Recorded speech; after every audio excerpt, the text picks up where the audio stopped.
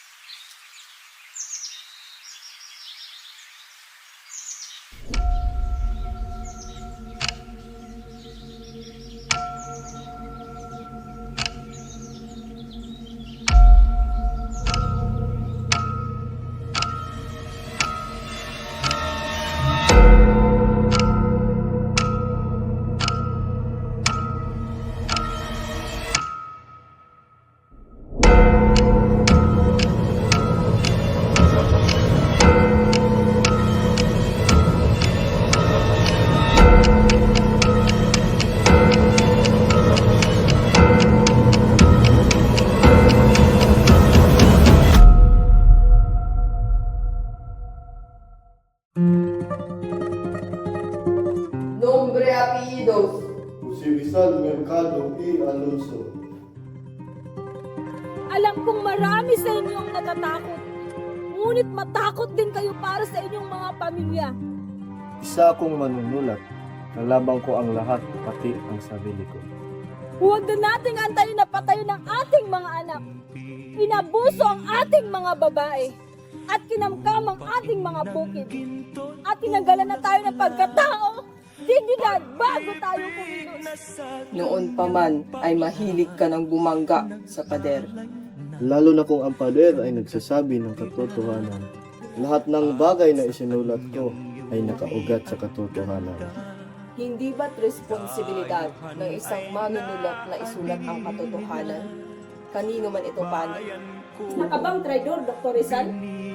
Ano ang nagbibigay sa'yo ng karapatang magsulat ng iyong mga sinusulat? Ang hinihingi lang namin ay ang pagkakapatay-pantay. Ngayon ay piniputol na natin ang ating ugaya sa mapakapiling Kastila. Ilabas niyo ang inyong mga sedula, ang pagpinasimbolo ng pagsakop ng Espanya sa ating bayan. Punitin ang sedula! Pagkaisa tayo sa hibagsikan!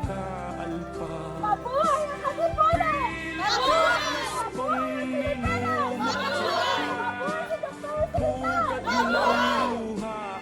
Marami na akong ibinigay. Bakit pati ang buhay ko? Patahimikin niyo na ako para makita ko sarili ko. Consumatum est.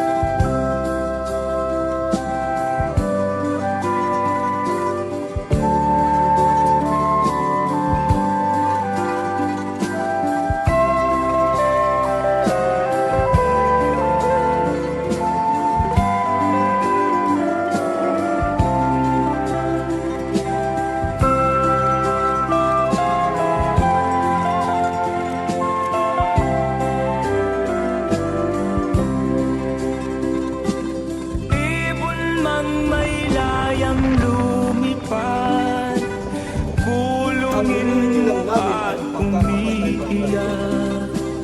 Bayan pa kayang sakdal tila, ang di maglasang makaalpas.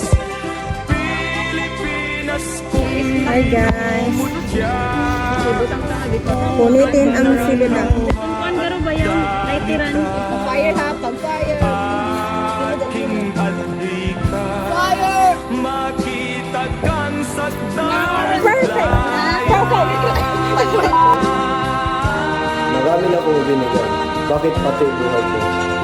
Patahimikin niyo na ako!